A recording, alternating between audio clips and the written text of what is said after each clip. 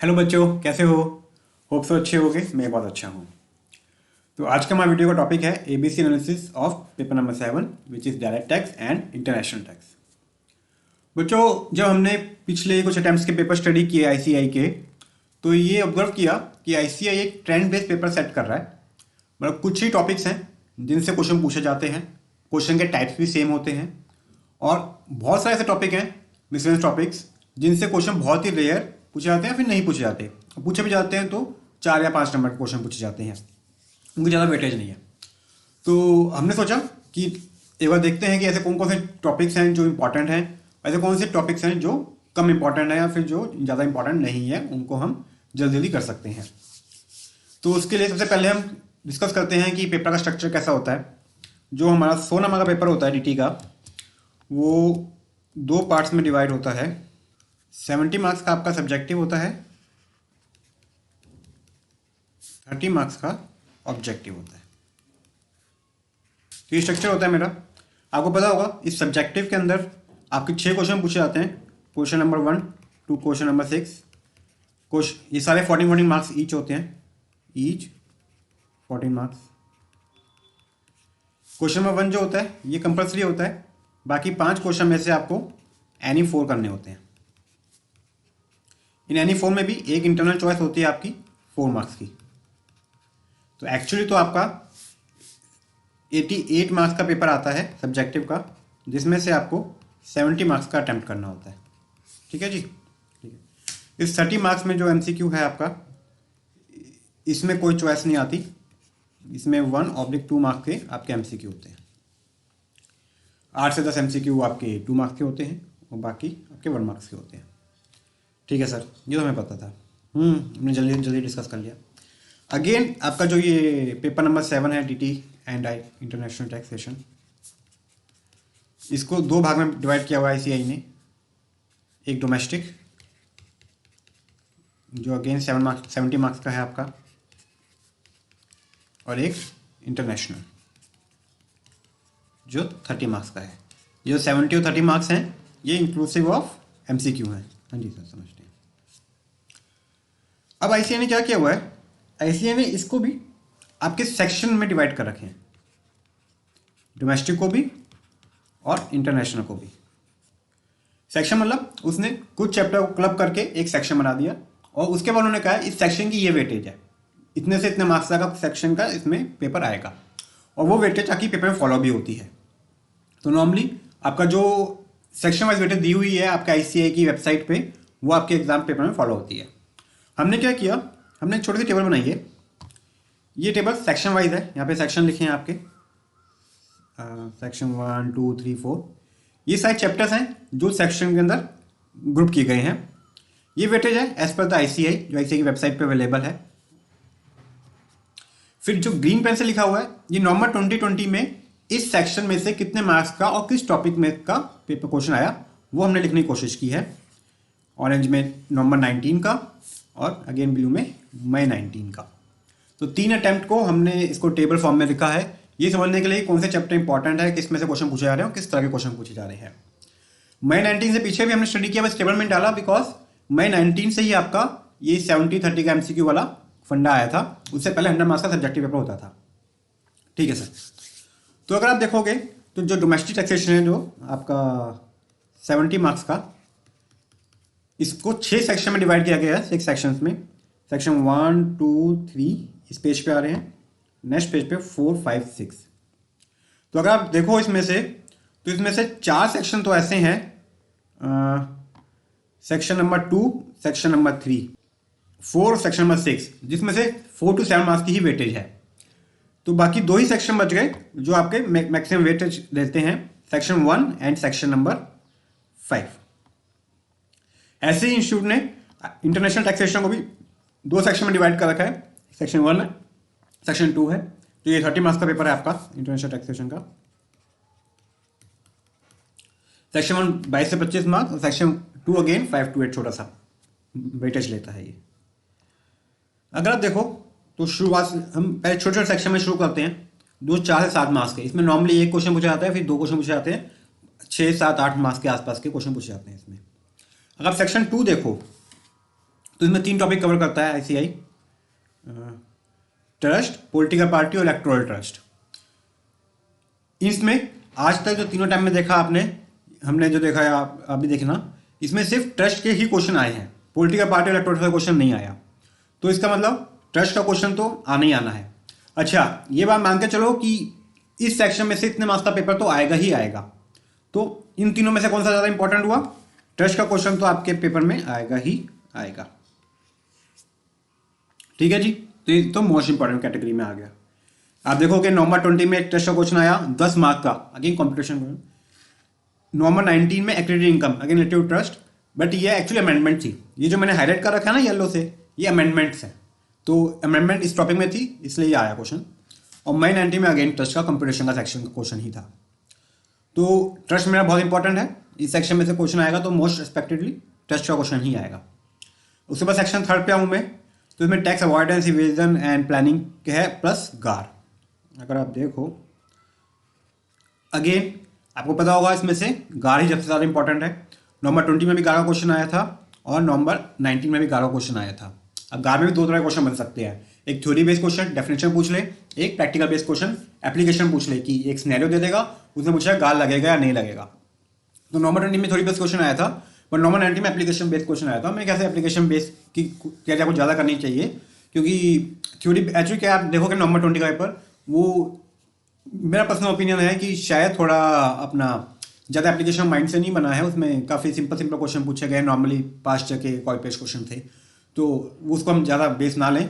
तो नवंबर 19 में ही आपका एप्लीकेशन बेस्ड क्वेश्चन आया था। तो आप गार को सही से करो मतलब आप उसको समझो कि इसमें गार लगेगा नहीं लगेगा, और लगेगा तो क्या कॉन्सिक्वेंसेज होंगे। तो सेक्शन 3 में मेरा इंपॉर्टेंट टॉपिक निकल के आता है गार। अब मैं सेक्शन 4 पे जाता हूँ। अगेन जो छोटा सा टॉपिक है, छोटे से मार्क्स वेटेज रखता है 4 to 7 मार्क्स की। इसमें मेरे पास 5 टॉपिक हैं: TDS, CCS, advance tax, interest, assessing Dewald और रिकवरी मैकेनिज्म। तो इसमें भी आप देखोगे तो सबसे इंपॉर्टेंट टॉपिक है TDS और TCS। नवंबर 20 में 4 मार्क्स का TDS का क्वेश्चन आया, नवंबर 19 में TDS का क्वेश्चन आया 8 मार्क्स का, और मई 19 में अगेन 8 मार्क्स का क्वेश्चन आया TDS का ही। हमने क्वेश्चन नंबर भी लिख दिया आपके लिए इन यानी कि अगर आपको रेफर करने हो तो ये इसमें आपको TDS सही से करना पड़ेगा। नॉर्मली बच्चों क्या होता है, TDS में अमेंडमेंट्स होती हैं और ये अमेंडमेंट TDS में कवर कर लेते हैं थ्रू दिस क्वेश्चन, जो TDS का सेक्शन है। तो TDS का प्रोविजन आपको सही से करने हैं, कब लगता है, किस रेट पे लगता है, सरचार्ज सेस ऐड होगा या नहीं होगा, और अमेंडमेंट जो है किस TDS के प्रोविजंस में, वो तो आपको बहुत अच्छे से करनी ही करनी है। लास्ट छोटा टॉपिक है मेरा सेक्शन 6, ये वाला सेक्शन। इसमें सारे मिसलेनियस टॉपिक है। अगर आप देखोगे legal representative, liquidator, winding of AOP, BOI, transitional SS, HTU वगैरह, provisional attachment, SFT, authorised representative, the miscellaneous topic. मैंने महसूस किया है नॉर्मली बच्चे इसको इतनी अच्छे से नहीं करते। तो होता क्या है, जिस भी क्वेश्चन का ये पार्ट बनता है, चाहे 7 मार्क्स का, क्वेश्चन नंबर 5 या क्वेश्चन नंबर 6 का पार्ट बनता है नॉर्मली, तो वो क्वेश्चन बच्चे नॉर्मली चॉइस में निकाल देते हैं, वो क्वेश्चन को अटैम्प्ट नहीं करते, बाकी 4 क्वेश्चन अटैम्प्ट कर लेते हैं। इसमें से कोई इंपॉर्टेंट टॉपिक बनता नहीं है, ये मिसलेनियस टॉपिक है, किसी में से भी क्वेश्चन जस्ट सेक्शन कवर करने के लिए एग्जामिनर पूछ लेता है। ठीक है सर। तो अब अगर हम आते हैं main head of main 2 sections में, तो पहला सेक्शन है मेरा सेक्शन 1, जो बहुत बड़ा सेक्शन है, जिसमें आपका रेजिडेंट स्टेटस आ जाता है, सेक्शन 10 की एग्जम्पशंस आ जाती हैं, 5 हेड्स ऑफ इनकम सारे के सारे हेड्स आ गए, including PGBP, capital gain, other sources, losses आ गए, डिडक्शंस आ गई, मैट, AMT आ गया, business trust, specialization, securitization trust वगैरह आ गई, फर्म AOP, BOI, टैक्सेशन आ गई। तो सारा एक बहुत बड़ा बंच ऑफ चैप्टर्स इसमें कवर्ड है, जिसमें से ICAI कहता है 24 to 31 मार्क्स का मैं आपसे क्वेश्चन पूछूंगा इस सेक्शन में से। अगेन ध्यान रहे ये जो है ये इंक्लूडिंग MCQ हैं। हाँ जी सर, समझते। लेकिन अगर आप देखोगे तो हमेशा से क्वेश्चन 1 जो है, जो कंप्यूटेशन टोटल इनकम होता है या कंप्यूटेशन ऑफ बिजनेस इनकम होता है, वो कंपल्सरी क्वेश्चन 14 मार्क्स का हमेशा PGBP में से पूछा गया है। तो आपको PGBP तो करना ही करना है सही से, इतना कोई दिक्कत नहीं है, ज़्यादा अमेंडमेंट्स नहीं होती हैं इस हेड में। बट केस लॉस वगैरह के एक दो पूछ लेते हैं, और इसी क्वेश्चन में ना आईसीआई एक दो पॉइंट कैपिटल गेन और 10 उसके डाल देता है या लॉसेस के डाल देता है, और एक दो डिडक्शन पूछ लेते हैं। डिडक्शन कौन सी इंपॉर्टेंट है आपके लिए? AT AA है ना, ये डिडक्शन कई बार पूछ लेता है आईसीआई। ATQQB वगैरह भी हैं जो इस सेक्शन के इस हेड में नहीं पूछी जाती, लेकिन आपके डबल टैक्सेशन रिलीफ में पूछ लेते हैं वो, तो ये सब भी आप ध्यान से कर लेना। बट सबसे इंपॉर्टेंट चैप्टर है आपका PGBP, जिसमें से 40 मार्क्स का कंपल्सरी क्वेश्चन आता है जो आपको अटेम्प्ट करना ही पड़ता है, उसमें चॉइस नहीं होती। जो सेकंड क्वेश्चन होता है दूसरा पार्ट इसका अपना, वो कई बार मैट आ जाता है, PGBP आ जाता है, तो इसको हम कैटेगरी B में रखेंगे। अच्छा एक चीज देखो, फर्स्ट नॉर्मल 20 में इसमें से 20 मार्क्स का क्वेश्चन आया, जबकि हेड की वेटेज है 24 मार्क्स की, तो इसका मतलब क्या हुआ 4 to 6 मार्क्स के इसके MCQ होंगे इस हेड में से। किसी से पूछ लेगा, क्लिपिंग से पूछ लेगा, लॉस से पूछ लेगा, मैथ से पूछ लेगा, बिजनेस से पूछ लेगा, MCQ होते हैं, बट वो ज़्यादा मुश्किल होते नहीं है नॉर्मली। नंबर 90 में तो इसमें से 22 का पेपर आया था, कोई दिक्कत नहीं, कुछ 2-4 नंबर के MCQ होंगे। मई 90 में भी 22 का पेपर आया था। ठीक है जी। लास्ट सेक्शन जो मेरा बचा हुआ है वो है सेक्शन नंबर 5। ये असेसमेंट का सेक्शन है। Assessment, return of income, appeal, search, seizure, penalty, prosecution, settlement commission, सब जो ये सब हैं इसमें आ जाते हैं। इसमें नॉर्मली सेम टाइप के क्वेश्चन पूछे जाते हैं। अगर पास्ट ईयर क्वेश्चन देखोगे तो आपको लगेगा कि सेम टाइप के हैं। अगेन अमेंडमेंट भी कोशिश करता है आईसीआई इसके थ्रू पूछने की।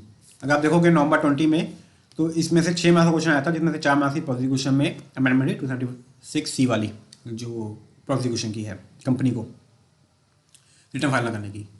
क्वेश्चन नवंबर 19 में मिला जुला क्वेश्चन आया था, कुछ अपील में से डिडक्शन और PGBP 8 मार्क्स का। और मई 19 में अगेन असेसमेंट का क्वेश्चन आया था 4 मार्क्स का, जो अमेंडमेंट थी 147 की, और 4 मार्क्स का सिंपल सा सर्च का क्वेश्चन आया था कि कब एंटर कर सकते हो कब नहीं कर सकते। तो अगर आप देखो तो इसमें हमें जो इंपॉर्टेंट लगता है वो ये चैप्टर अपील रिवीजन ज़्यादा इंपॉर्टेंट लगता है इसमें। अगर आप इंटरनेशनल टैक्सेशन पे आते हैं, अब इसको कंक्लूड करेंगे एंड में, तो अभी तो बस समझ रहे हैं कि पेपर कैसा सेट हुए हैं 3 अटेम्प्टों में, है ना, उसके ऊपर एक आइडिया ले लें। इंटरनेशनल टैक्सेशन में 2 सेक्शन में बांटा हुआ आईसीआई ने। सेक्शन 1 के अंदर बहुत सारे टॉपिक हैं। टीपी ट्रांसफर प्राइसिंग, पूरा टीपी आ जाता है उसमें, arms and price, associated enterprise, notified jurisdictional area, limitation of interest, APA, सब कुछ इसमें आ जाता है। TP, poem, double taxation relief, उसके बाद सारे एनआर के टैक्सेशन 115A, 115AB, AC वगैरह।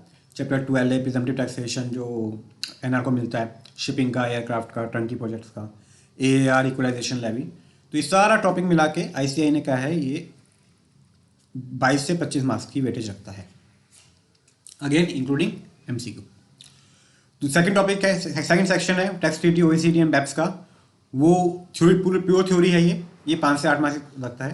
देखो क्वेश्चन 100% आएगा इसमें से, आप समझ रहे हो ना, हर सेक्शन में से जितने मार्क्स की वेटेज है उतने मार्क्स का क्वेश्चन पूछा जाएगा। तो अगर आप देखो तो नवंबर 20 में टीपी में से 11 मार्क्स का क्वेश्चन पूछे गए। प्रैक्टिकल क्वेश्चन थे, एक में आर्म्स एंड प्राइस कंप्यूट करना था, एक में इंटरेस्ट की डिडक्टिबिलिटी बतानी थी, जो आपका लिमिटेशन ऑफ इंटरेस्ट है। पोएम का क्वेश्चन पूछा गया, रिपीट क्वेश्चन था, बहुत सिंपल सा। पोएम क्वालिफाई करेगा नहीं करेगा एक्टिव बिजनेस आउटसाइड इंडिया के बेस पे।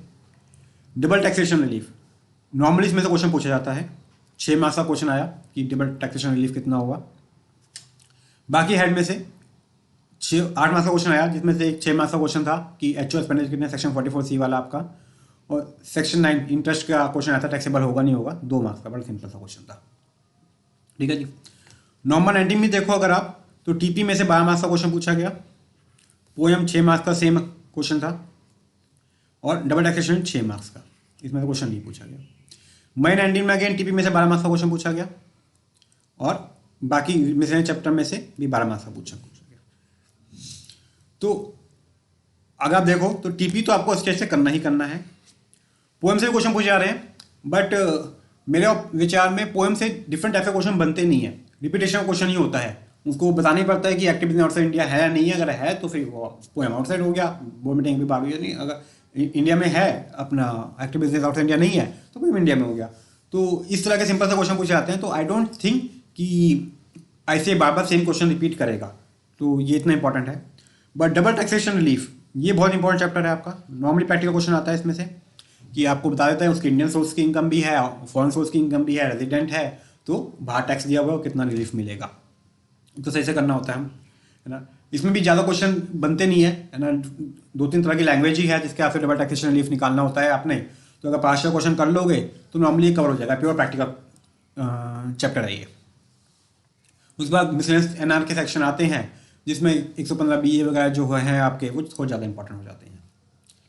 लास्ट है जो सेक्शन आपका थ्योरी सेक्शन है, tax treaty, OECD, UN model convention and lastly BEPS। तो इसमें जो टैक्स ट्रीटी है ये थोड़ा इंटरप्रिटेशन थ्योरी क्वेश्चन है, नॉर्मली इसमें से पूछा जाता है। अगर आप देखो तो नवंबर 2020 में 6 और 5 11 और 5 16 और 6 22 से 28 30 मार्क्स का पूरा सब्जेक्टिव था, मतलब कोई MCQ नहीं थे इसमें।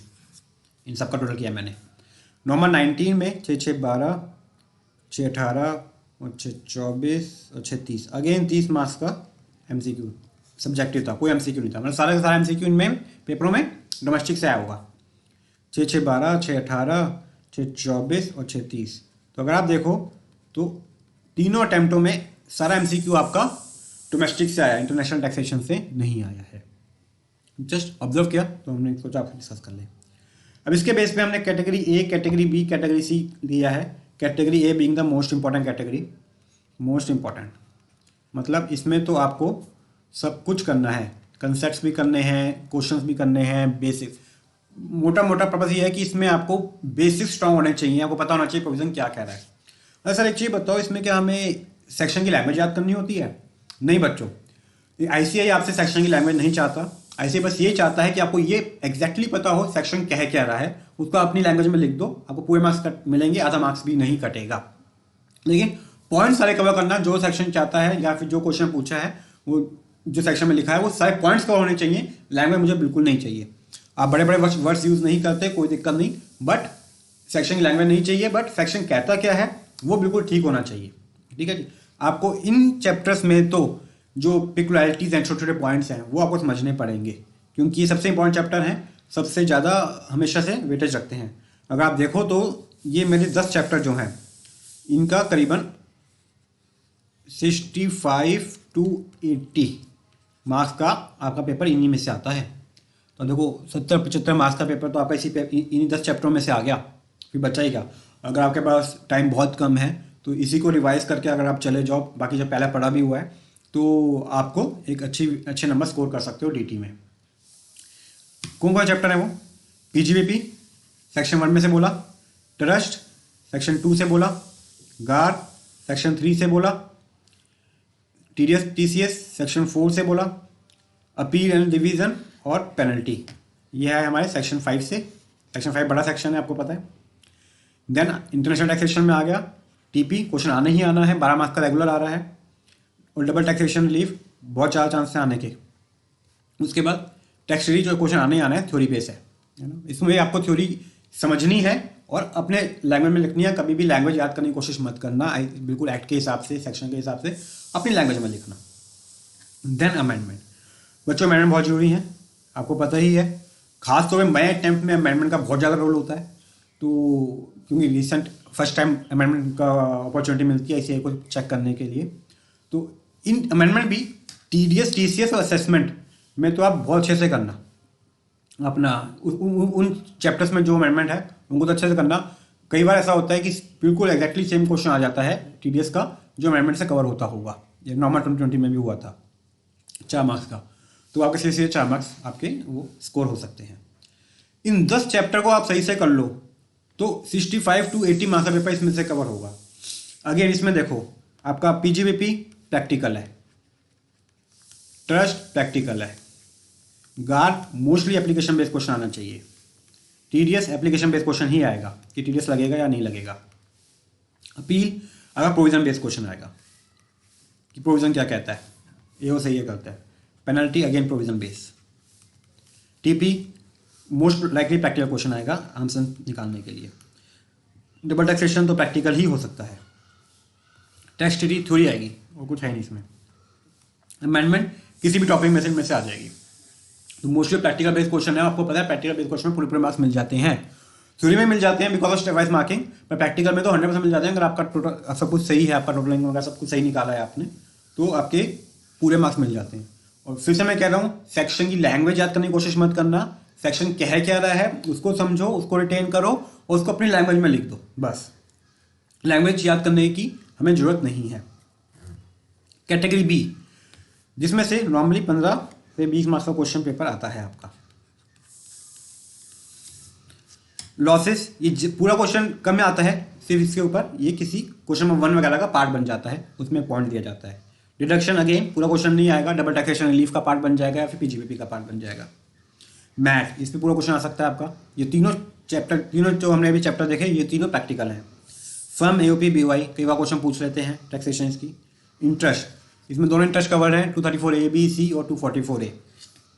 असेसमेंट प्रोसीजर, इसमें आप ज़्यादा ध्यान देना अमेंडमेंट पे, जो अमेंडमेंट है मेरी, इसमें रिटर्न ऑफ इनकम भी आ गई और असेसमेंट भी आ गई। सर्च सीजर, इसमें नॉर्मली सिंपल क्वेश्चन पूछे जाते हैं, या तो वो पूछ लेते हैं एंटर कर सकता है नहीं कर सकता, या फिर वो अनएक्सप्लेन्ड एसेट्स के बारे में क्वेश्चन पूछ लेते हैं। पोएम, रेगुलर क्वेश्चन पूछने से हमने कैटेगरी बी में डाल दिया, बट शायद इसमें से क्वेश्चन अलग अलग टाइप के बनते नहीं, आप 1-2 क्वेश्चन भी कर लोगे तो आपको समझ आ जाएगा। फिर आता है एनआर टैक्सेशन में प्रिजम्पटिव और चैप्टर 12A। चैप्टर 12A जो है आपका एनआरआई वाला, नॉन रेजिडेंट इंडियन, उसको वो मिलेगा तो उसमें क्या टैक्स रेट है, सिंपल सा चैप्टर है। अगेन प्रैक्टिकल क्वेश्चन आएगा इसमें से। लास्ट कैटेगरी है मेरी कैटेगरी सी, जो बाकी सारे टॉपिक्स हैं वो इस कैटेगरी सी में आ जाते हैं।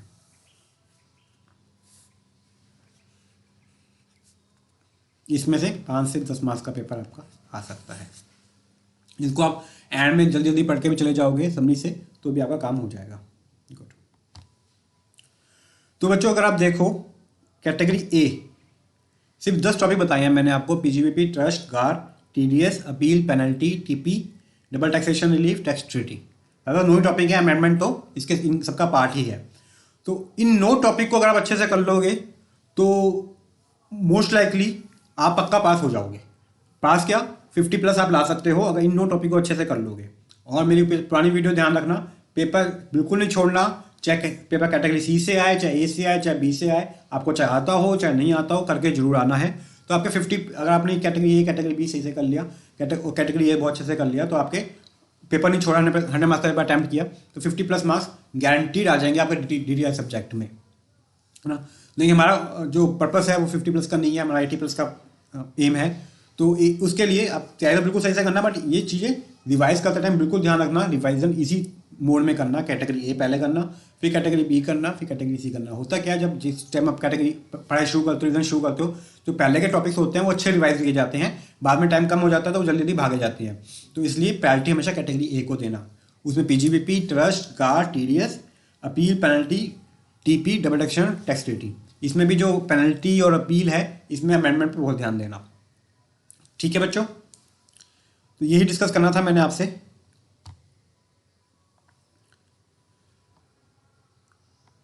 लास्टली चलो, इसके बाद मैं आपसे 2 बात करना चाहता हूं बच्चों, अबाउट दिस जो हमने अभी डिस्कस किया कैटेगरी ए बी सी। ये जो हमने डिस्कस किया ना, इसको मैं कहूँगा, है ना, अपना एज माई फ्रेंड्स, है ना, एज माई ब्रदर सिस्टर्स, कि इसको आप रिवीजन के लिए ही यूज़ करना, इस ABC एनालिसिस को। इसको प्रिपरेशन के लिए यूज़ मत करना। प्रिपरेशन जो है वो आप 100% कोर्स की करना। जो पढ़ाई करते टाइम आप इसको मत देखना कौन सा चैप्टर इंपॉर्टेंट है, कौन सा चैप्टर कम इंपॉर्टेंट है, या कौन सा चैप्टर इंपॉर्टेंट नहीं है। हमेशा इस पर पढ़ाई हमेशा 100% की करना। मैं ऐसा क्यों कह रहा हूँ, इसमें 2-3 रीज़न है। मुझे आप CA फाइनल में हो, अभी 1-2 महीने बाद आप जैसे अटैम्प्ट दोगे, रिजल्ट आएगा, आप CA बन जाओगे, माशाल्लाह मुबारक हो। जैसे CA बन जाओगे वैसे ही सोसाइटी का आउटलुक आपकी तरफ चेंज हो जाएगा। जब सोसाइटी एक्सपेक्ट करेगी आपको कि आपको सब कुछ आता हो और हर टाइम आता हो, ये नहीं कि चलो मैं देख के बताऊंगा, यू नो इट नाउ, है ना, जब भी आप बेस्ट हो, है ना। और आप जैसे ऐसे एक CA बन जाते हो, आप ICAI के ब्रांड एम्बेसडर हो जाते हो। अब आप जो भी करोगे ना, उसका फर्क ICAI की इमेज पे पड़ेगा। आप माशाल्लाह अपना कुछ सालों में CEO CFO बनोगे बहुत बड़ी बड़ी MNCs के कंपनीज के, तो अखबार में हेडलाइन आएगी, CA selected as a CEO of PepsiCo या कोको कोला। और भगवान अगर कुछ आपसे गलती हो जाएगी तो भी हेडलाइन आएगी सीए ने ये काम किया, है ना। तो आप जो भी करोगे अब आपके साथ सीए जुड़ जाएगा आपके नाम के साथ। तो आप अच्छा काम करोगे तो आईसीआई की इमेज बढ़ेगी, आप खराब गलत काम हुआ तो उसमें भी आईसीआई की इमेज खराब होगी। आपने देखा न्यूज़ में ही आता है। तो अब आप अगर ऐसा होगा कि सोसाइटी में ऐसी में जाएगी कि सीए सही से जो आईसीआई है वो ऐसे सीए पास नहीं कर रहा जिनको नॉलेज है, तो वो गलत इमेज पैदा करता है। ये तो हो गया आईसीआई की बात, वो छोड़ो, अब पर्सनल बात करते हैं। इसमें आपका फ़ायदा है। देखो, एक तो आप जब पूरा कोर्स पढ़ते हो ना, तो जो कॉन्फिडेंस होता है ना वो गजब का होता है। वो कॉन्फिडेंस आपका सिलेक्टिव स्टडी से आ ही नहीं सकता, कभी नहीं आ सकता। आप खुद महसूस किया हुआ है आपने कि जब आपकी तैयारी पूरी होती है तो आप बेधड़क जाते हो पेपर देने और कहते हो पूछ लो जो पूछना है, हमें आता है। 100 मार्क्स नहीं आएंगे, 80 तो 100% आएंगे, 80 तो कोई नहीं कम कर सकता। तो ऐसी तैयारी करने की जरूरत है हमें। और इस कॉन्फिडेंस की ना वैल्यू बहुत है। जब आप इंटरव्यू देने जाओगे सीए बनने के बाद, देखो सीए बनते ही लाइफ खत्म नहीं होती, सीए बनने के बाद लाइफ स्टार्ट होती है, असली लाइफ स्टार्ट होती है ना। वर्ल्ड को फेस करना होता है। अभी तो आपने घर में बैठ के पढ़ाई कर रहे हो, पेपर दे रहे हो, जब पूरा कॉम्पिटिशन खुला होगा तो जब आप इंटरव्यू देने जाओगे तो वो जो कॉन्फिडेंस होगा ना वो दिखेगा आपके चेहरे पे, आपके बोल पे, आपके आवाज में, आपके आंसर्स में दिखेगा वो कॉन्फिडेंस। आगे तैयारी पूरी की होगी। वो जो कॉन्फिडेंस है, वो जो तैयारी है, वो फील कर लेता है इंटरव्यूअर। उसको पता लग जाता है कि इस बच्चे की कितनी तैयारी है ना, कितनी कितनी इसमें नॉलेज है। तो अगर बेसिक स्ट्रॉन्ग्स होंगे तो आपने चाहे उस टाइम वो चैप्टर नहीं पढ़ा होगा जो इंटरव्यू में क्वेश्चन पूछा जा रहा है, जब भी आप उसको आंसर कर पाओगे और वो चीज़ सेंस हो जाती है। तो एक तो ये बात। और फिर ना आपको जिंदगी में कभी डर नहीं होगा कुछ चेंज हो रहा है। जब बेसिक स्ट्रॉन्ग है कि कुछ भी कर लेंगे, कोई दिक्कत नहीं है। अगर आपने कंपनी में ज्वाइन किया, वो कंपनी अच्छा नहीं कर रही है, तो दूसरी कंपनी में ज्वाइन कर लेंगे। आप कंपनी के बेस पे नहीं हो, आपको अपनी नॉलेज पे दम है ना। उस नॉलेज का दम जो है वो जिंदगी भर आपको एक अलग सा कॉन्फिडेंस देगा। ये जो चिड़िया जो है, जो डाल में बैठी होती है, इसको कभी डाल टूटने का डर होता है? नहीं होता है। क्यों? उसको अपने पंखों पे विश्वास होता है। ये नॉलेज आपके पंख हैं, ये आपको पता नहीं कहाँ कहाँ उड़ा के लेके जाएंगे, है ना। तो इससे सेक्रीफाइस मत करना। ये हमेशा याद रखना, मेहनत तो करनी पड़ेगी ज़िंदगी में एक बारी। अभी कर लोगे तो अच्छा है, बाद में कम करनी पड़ेगी, उसकी रॉयल्टी खाओगे। अभी नहीं करोगे, बाद में करनी पड़ेगी। और ये याद रखना बात, जितनी सीरियस स्टडी अभी कर सकते हो ना, जो आपका एनवायरनमेंट है, जो टाइम है, वैसी सीरियस स्टडी का मौका आपको सीए बनने के बाद कभी नहीं मिलेगा। इस एबीसी एनालिसिस से आप पक्का सीए बन जाओगे। आप एक कैटेगरी अच्छे से कर लो, बाकी अपना पेपर 100 मार्क्स का अटेम्प्ट करो, तो आप कोई फेल नहीं कर सकता। लेकिन आप समझ लो, अगर प्रिपरेशन ही ऐसे करोगे, बाकी चैप्टर करोगे ही नहीं, तो वो जो नॉलेज है ना वो कम रह जाएगी, वो कॉन्फिडेंस कम रह जाएगा। तो मैं नहीं चाहता कि मेरे दोस्त, मेरे सिस्टर ऐसे निकले। तो इसलिए मैं कह रहा हूँ कि मेरी एक पर्सनल रिक्वेस्ट है, ये जो मेरा एबीसी एनालिसिस है, इसको रिवीजन के टाइम यूज़ करना, इसको पढ़ाई के टाइम यूज़ मत करना। पढ़ना हमेशा 100% कोर्स।